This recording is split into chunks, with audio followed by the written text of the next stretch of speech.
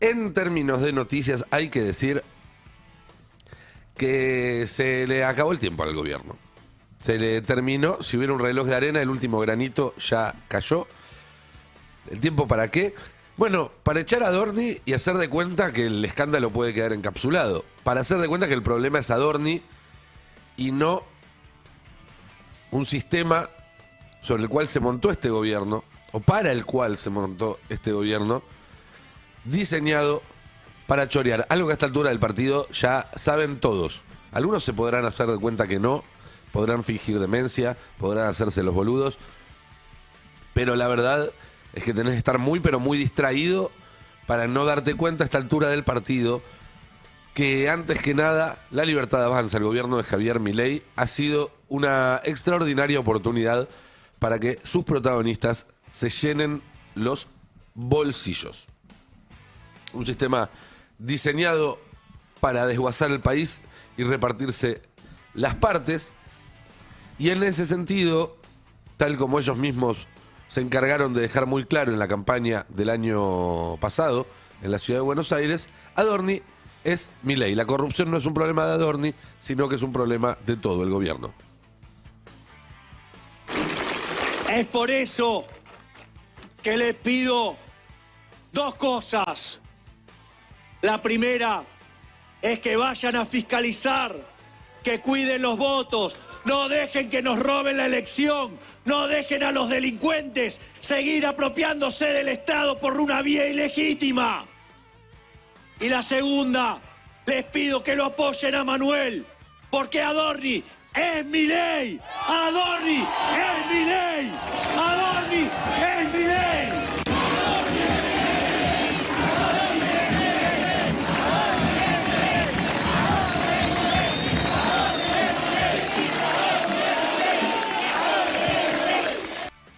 Está clarísimo, ¿no? Adorni es Milei. El plan es robar.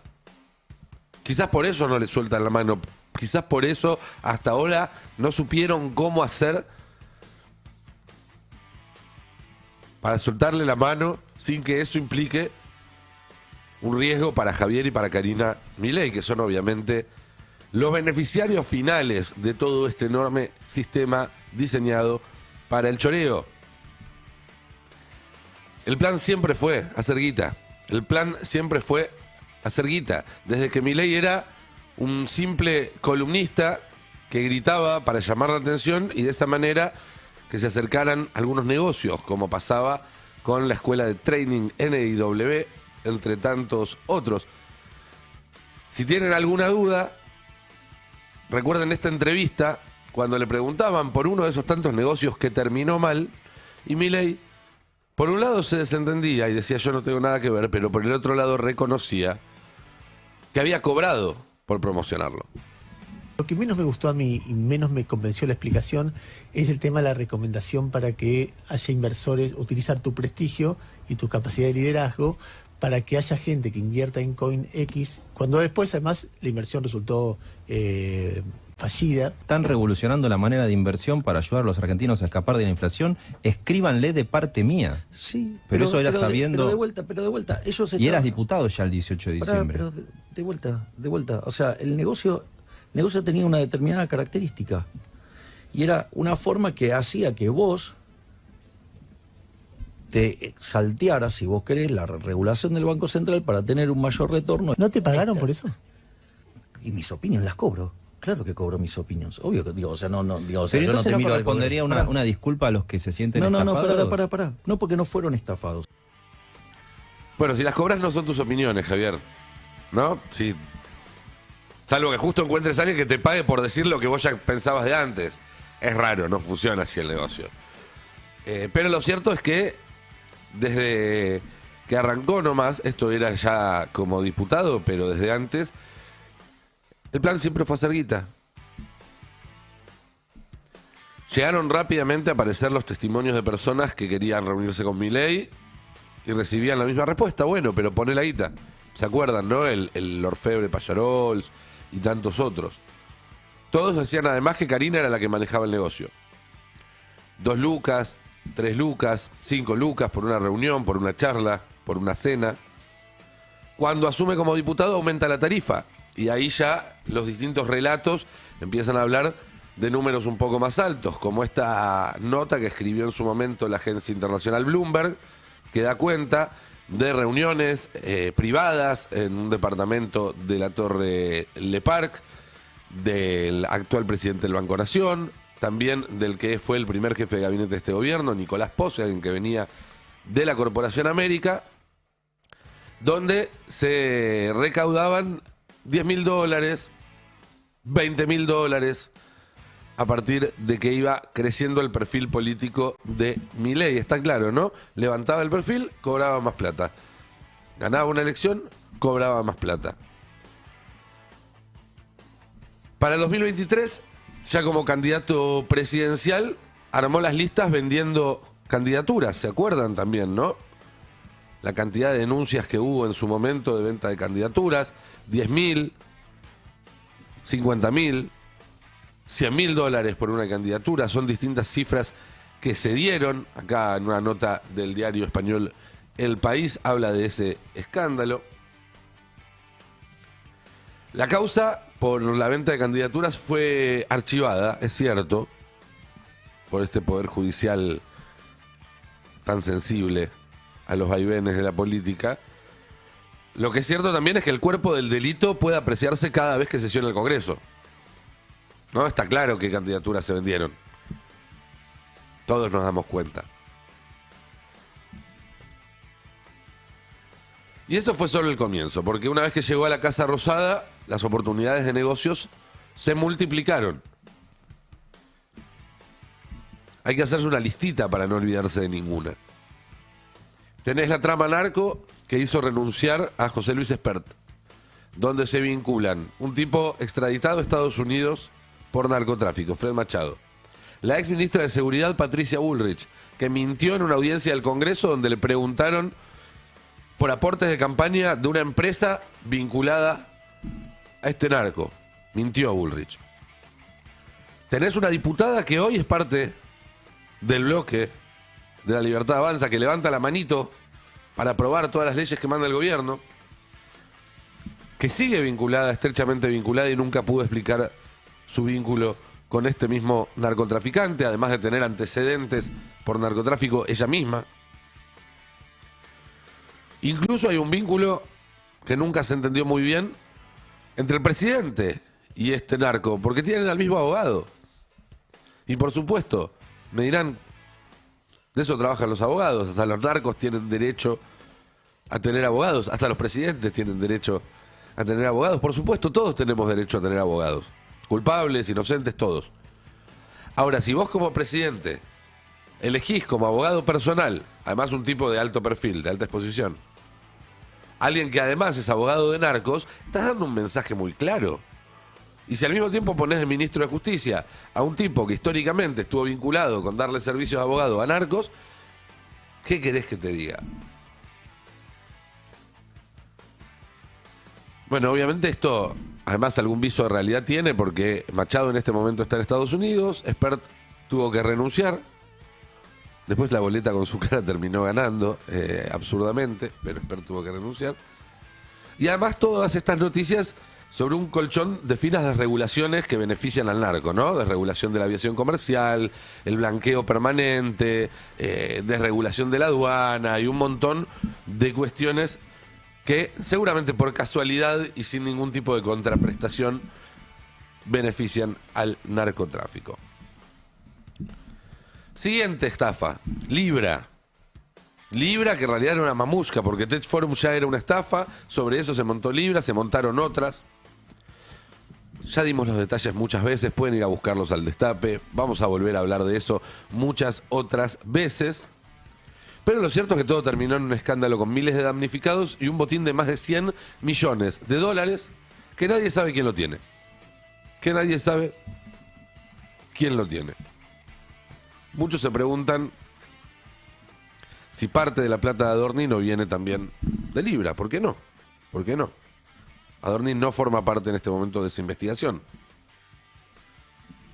Investigación, entre comillas, ¿no?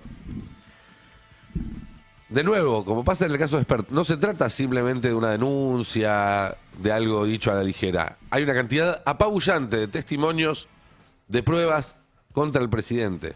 Empezando por su tuit, que fue la primera vez que se hizo público el número del contrato, el código del contrato de la criptomoneda, siguiendo por la cantidad de llamadas que hicieron esa misma noche con Novelli, testimonios sobre el pago de coimas millonarias, mensajes de Hayden Davis diciendo que le pagaba a la hermana y manejaba al nigger, cajas de seguridad abiertas, llenadas, vaciadas y cerradas justo en los días clave, transferencias entre distintas billeteras también en los días clave, mensajes en el teléfono de Novelli que decían: le voy a pagar a Karina, le pago a Javi Cari. Infinita la cantidad de evidencia que hay. Sigamos, caso Andís, ¿se acuerdan? ¿Se acuerdan del 3%? El negocio de medicamentos es una gama enorme de negocios que hay. Hay medicamentos que tienen descuento, entonces la droguería lo consigue más barato y le da una rentabilidad mayor. Hay medicamentos que no tienen descuento, entonces la rentabilidad es menor. ¿Qué hace la Suizo? Todos los que tienen descuento van para ellos. Yo calculo que le debe llegar el 3 a Karina, porque seguramente le digan, es el 5, el 1% lo tenemos que repartir entre la operatoria, se va a la operatoria, 1% para mí y vos, Karina, te llevaste el 3. Seguramente le deben hacer una cosa así, están pegando una acogida olímpica.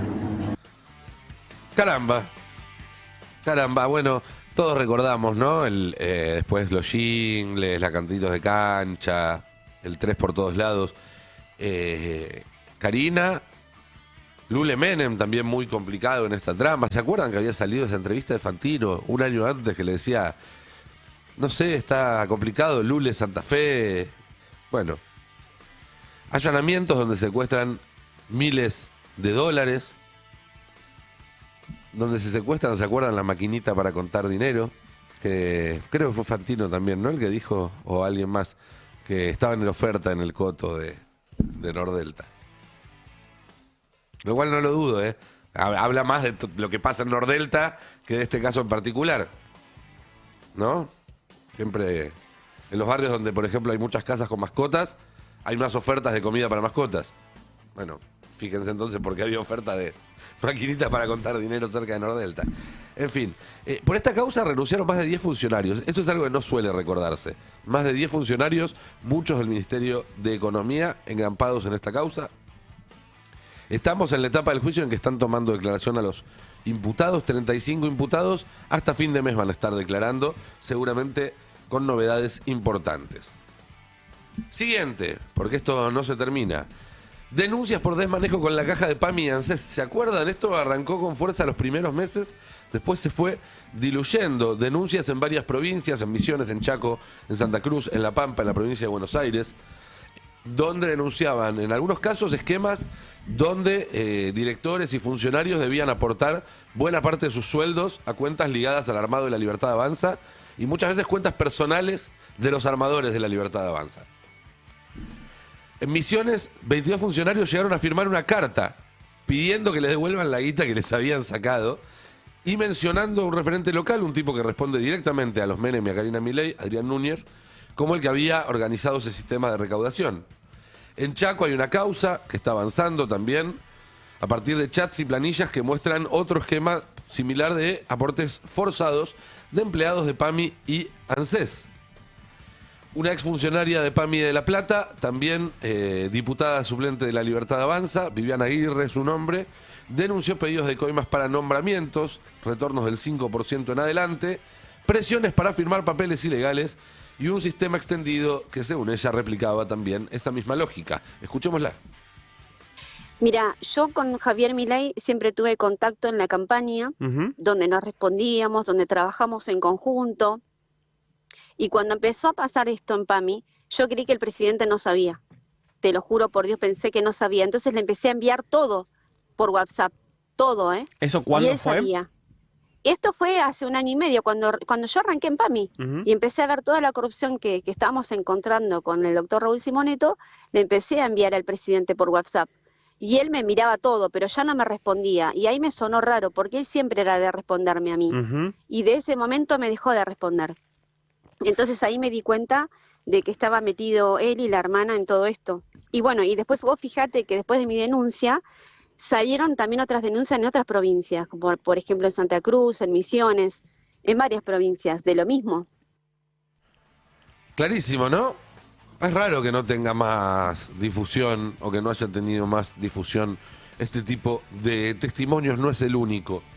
No es el único. También hay denuncias en PAMI por sobreprecios de un esquema muy parecido al de Andís, con los mismos beneficiarios. También hay otras denuncias sobre cajas como la obra social de los peones rurales, también vinculada a la órbita de Lula y Martín Menem. Y podemos seguir, ¿eh? No quiero extenderme muchísimo más, pero ¿se acuerdan de las valijas que entraron sin ningún tipo de control en un vuelo privado del socio de Santiago Caputo? ¿Se acuerdan de la estadía en el Hotel Libertador y todo lo que pasó ahí adentro? Sumémosle a eso la recaudación asociada a desregulaciones hechas a medida. Vieron que hubo un montón de decretos, de normas, Sturzenegger y en varios ministerios, que vos decías, esto tiene nombre y apellido, esto lo pidió tal empresario, está clarísimo que es para beneficiar a un empresario. Esos favores no se hacen gratis. Esos favores no se hacen gratis. ¿Se acuerdan de Cuéllar? Y cuando decimos Cuéllar tenemos que decir compra de votos en el Senado y en la Cámara de Diputados, porque que Cuéllar haya sido el único que tuvo el mal tino de dejarse agarrar no significa que haya sido el único que haya cobrado por votar de tal o cual manera alguna ley. Podemos seguir, ¿eh? Los créditos del Banco Nación para que los minions de Caputo se hagan la casa del country. Las chanchadas que hacía Rey de la Nucleoeléctrica, que de hecho terminaron con su salida, y la de otros colaboradores. Y ahora estamos además enterándonos que quemaron la tarjeta corporativa. Y el efecto es como la tortura china, ¿vieron? Que es la gotita que cae en la frente. Tic, tic, tic, tic. Porque todos los días vos vivís un poquito peor. Tic, tic, tic. Y prendés una pantalla, prendés la tele, la compu, el teléfono y te das cuenta de que ellos están viviendo un poquito mejor. Todos los días. Tic, tic. Un día un departamento, otro día la casita. Tic, tic. Otro día se hace la pileta. Otro día la cascadita, otro viaje a Estados Unidos, como el que está haciendo ahora el presidente, en un avión privado, por supuesto, a participar de una actividad privada, con lo cual hasta podríamos decir que tiene coherencia eso, pero el avión privado lo pagamos nosotros. Y así van sacándote lo que te queda, la plata que te queda en el bolsillo, el tiempo que le queda a tu día, las esperanzas que le quedan a tu futuro. Iba a decir algo con el riesgo que corro al decir este tipo de cosas a esta altura del partido y con tanto por delante. Pero es lo que están diciendo también cuando uno habla con empresarios, con economistas, con políticos y no necesariamente de la oposición. Y es que Milei no va a llegar competitivo a octubre de 2027. Es muy difícil que la dé vuelta, pero además él, cada vez que habla, dice que no va a hacer lo que tiene que hacer o lo que tendría que hacer para revertir este deterioro de su imagen, pero este deterioro también del país, que es la causa del deterioro de su imagen. La gente no está enojada por lo de Adorni. La gente está enojada porque no puede vivir. Después lo de Adorni lo que hace es que te salga toda esa bronca para afuera.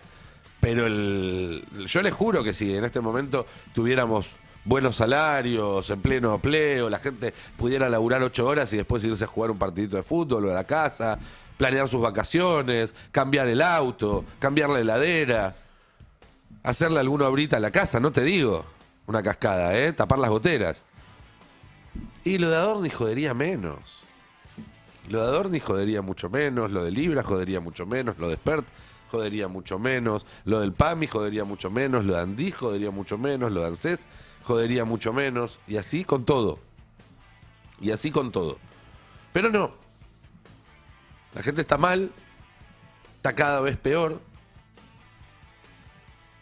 y está muy enojada. Y está muy enojada. Miren, vean este video. Vine a retirar el alimento. Sí, pero tenemos que venir a mendigar por estos hijos de mil putas que están ahí, que se están llevando al país. ¿Qué? Y a nosotros los jubilados que nos dieron el aumento todavía no nos dan los 15 pesos que nos debe. Hace 1 año y 2 meses. 15 pesos y no nos dan. Estos hijos de mil putas y ellos se están llevando todo. ¿A dónde se llevaron todo el oro? ¿A dónde se llevaron toda la plata que están acá? ¿Y quién nos quiere hacer creer a nosotros esto? Si no fuese por hijo de mil. Si no fuese por esta ayuda. No, tenemos que estar mendigando para comer un arroz hervido, un fideo hervido. Porque carne olvídate, y pollo tampoco. Miren, yo no recuerdo con Macri, por ejemplo, que la gente tuviera este tipo de expresiones de tanta bronca. Yo no, quizás me lo estoy salteando, quizás me lo estoy olvidando, pero me parece que había otra cosa, quizás una cosa más de resignación, o hasta incluso de alguna esperanza, de que más adelante... Esta cosa de decir, estamos mal por culpa de estos hijos de puta, que lo vemos en este video, pero los que hacen zapping lo ven todos los días, no lo recuerdo. Y Macri perdió por paliza. Y todavía falta 1 año y medio, donde las cosas no van a estar mejor. Yo creo que Milei, si es candidato, si lo dejan ser candidato, no llega ni a 30 puntos. Miren lo que es esto. ¿Qué tal? ¿Usted viene a retirar siempre la Sí, mercadería? sí, vengo a retirar siempre, agradecida acá al Roña, que siempre nos da una mano, desocupada. Desocupada, sí, sin trabajo. Sin trabajo, tristísima por este gobierno de porquería, que no veo la hora que se despierte nuestro país y que podamos salir y sacarlo, porque no sé dónde vamos a terminar. Hay gente con discapacidad, hay abuelos, hay niños, es muy triste esta situación, así que agradecida al Roña por la mano que nos da y bueno, gracias a ustedes. Y a esta altura del partido me parece que las preguntas que hay que hacerse son 3. La primera es si la imagen de Milei va a seguir cayendo, en cuyo caso va a ser más sencillo que le encuentren un reemplazante. O si retiene un piso de 25 o 30 puntos de un electorado duro, que no le alcanzan para ganar, pero sí para obturar el crecimiento de otro liderazgo por derecha. Patricia Bullrich, Mauricio Macri, Jorge Brito, Dante Gebel o el que se les ocurra. La segunda pregunta es si esto llega a diciembre del 2027 o vuela antes por los aires. Y ustedes me dirán, estás exagerando, no es para tanto. Miren, ¿ustedes se acuerdan lo que fue el 2025? ¿Ustedes se acuerdan lo cerca que estuvo todo de irse a la mierda en 2025? Bueno, imagínense esas tensiones preelectorales, esas tensiones sobre el valor del dólar, esas tensiones políticas, ese abandono, esa fuga que va a sentir, que está sintiendo el gobierno y se va a profundizar a medida que quede claro que no tiene alternativa hacia adelante. Multiplicado por 1000. Y en 2025 necesitó que lo rescaten el FMI, Besen, Trump. No sé si van a estar ahí para rescatarlo. Y la tercera, y la más importante, es si la oposición va a hacer algo para frenar el daño antes o si va a acompañarlo en la caída. Lo va a mirar mientras se cae en cámara lenta. Porque el daño se hace más profundo cada día que pasa. Hoy, por ejemplo, en línea con algo que comentábamos ayer en el programa, los directores de los hospitales universitarios están avisando que si esto sigue así, en un mes y medio, dejan de atender. El hospital de clínicas, todos los hospitales universitarios tienen para un mes y medio y si no, cierran la puerta, véanlo. Dinero que puede ingresar por lo que sea cobro de obras sociales o alguna entidad de medicina prepaga debe ser utilizado específicamente y exclusivamente para gastos de emergencia, de insumos, medicamentos. Imagínense que los insumos en medicina están dolarizados y así todo sigue aumentando. Con lo cual, cualquiera de ustedes, en forma personal o acompañando a algún familiar, cuando va a una farmacia se quedan estupefactos de los costos. Imagínense lo que son los costos hospitalarios multiplicados a lo mejor por varias veces más, 20 o 30 veces más. Lo único que pedimos es que nos paguen el presupuesto, que nos asignen el presupuesto que nos adeudan, porque de seguir esto así, como bien remarcaban mis colegas, en un mes y medio no sé si vamos a poder seguir prestando la atención de los pacientes. Sumado eso además a las 700.000 consultas anuales que decía Marcelo, la cantidad de alumnos que pasan. Estamos viviendo en un país que se consume a sí mismo, que está autofagocitándose. Escuchen esta explicación de Daniel Steingart, el sociólogo, sobre cómo incluso los sectores que crecen de la economía no generan empleo, es decir, están chupando recursos de la Argentina en vez de formar parte de una rueda que haga que esos recursos derramen y generen bienestar para todos. Y crecen los que generan poco empleo, pero incluso los que crecen no están generando empleo. Petróleo y minería hoy tiene menos empleo que en noviembre de 2023. Hay 8.000 empleos formales menos en el petróleo y la minería. ¿Por qué? Porque dentro de ambos sectores estás teniendo también una economía dual. Petróleo, Vaca Muerta, un boom, claro, buenísimo, pero en paralelo se cierran pozos de petróleo en las cuencas más tradicionales como Comodoro Rivadavia, Golfo de San Jorge. En la minería, litio muy bien, pero todo lo que es la minería asociada a la construcción, que genera bastante más empleo que la de litio, parada. Sector financiero, crece mucho el PBI financiero, pero el empleo en el sector financiero cae, viene cayendo hace 10 años todos los meses. ¿Por qué? Porque los bancos están cada vez más digitalizados, atienden menos en sucursales y básicamente el auge del home banking, la contracara de eso, claro, es la caída del empleo del sector bancario tradicional. Y el único que crea un poquitito de empleo de los grandes ganadores es el agro, pero creó 4.000 empleos formales y la economía en su conjunto destruyó 200.000 empleos formales. Entonces, ahí es donde ves que hay un problema relevante. Yo creo que la economía actual, los sectores, vamos a decir así, extractivos andan bien, pero corremos el riesgo de tener una economía extractiva y no una economía inclusiva productiva, digámosle así, que hay muchos otros motores de la economía.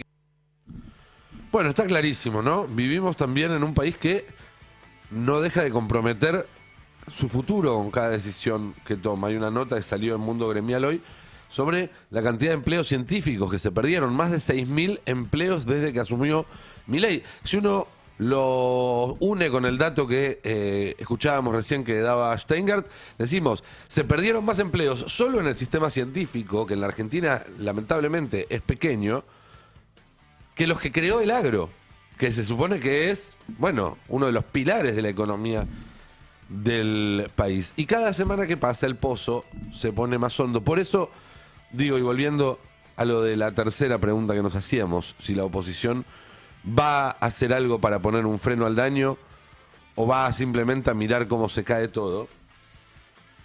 Hay que decir que la gobernabilidad que tenga el próximo presidente, se llame como se llame, se empieza a construir desde ahora. Porque no es lo mismo gobernar un país con hospitales universitarios que uno en el cual llevan 1 año y medio cerrado. Porque no es lo mismo gobernar un país en el cual se salvaron determinados supuestos mínimos, muy mínimos, de dignidad, que uno donde ni siquiera queda eso. No es lo mismo gobernar un país con reforma laboral que sin reforma laboral. Es decir, cada obstáculo que se le pone al gobierno ahora también es un quilombo menos que va a tener el próximo presidente a la hora de asumir. Y una última cosa, ya termino y lo podemos charlar todo acá con la mesa. Lo de Adorni ya a esta altura del partido es insostenible, porque como contábamos ayer muy con la información fresca, lo que incorporó ayer en la causa con su testimonio el contratista es mucho más que un relato. Son chats, son números, son contactos, son los teléfonos de los que participaron de la obra y que pueden dar fe de que todo lo que él denunció es cierto. Capturas de pantalla, etcétera, etcétera, etcétera. ¿A qué voy con esto? El Congreso tiene que avanzar contra Adorni ya mismo. Ya mismo. No puede dejar que le gane de mano un juez. Sería un papelón para el Congreso si Adorni termina con una indagatoria o con un pedido de captura antes de que el Congreso haga algo al respecto, cuando la Constitución dice explícitamente que el Congreso tiene que ejercer ese control sobre el jefe de gabinete. A esta altura del partido sería un papelón que renuncie o lo echen antes de que el Congreso haga una moción de censura. Y voy a decir algo más. Si no están los votos, no importa, háganlo igual. Y que vayan y levanten la mano los que quieran defender a Adorni y después tengan que explicar el año que viene, cuando quieran estar en una boleta, por qué levantaron la mano para defenderlo. Pero no se puede seguir mirando este desastre como si uno fuera espectador en la primera fila. Tienen que empezar a hacer su tarea. Como hacen su tarea los intendentes todos los días, como hacen su tarea los gobernadores también. Bueno, la tarea de los legisladores hoy es encargarse de que un tipo como Adorni no pase un segundo más siendo jefe de gabinete, porque cada segundo que pasa es una inmensa vergüenza para los 50 millones de argentinos.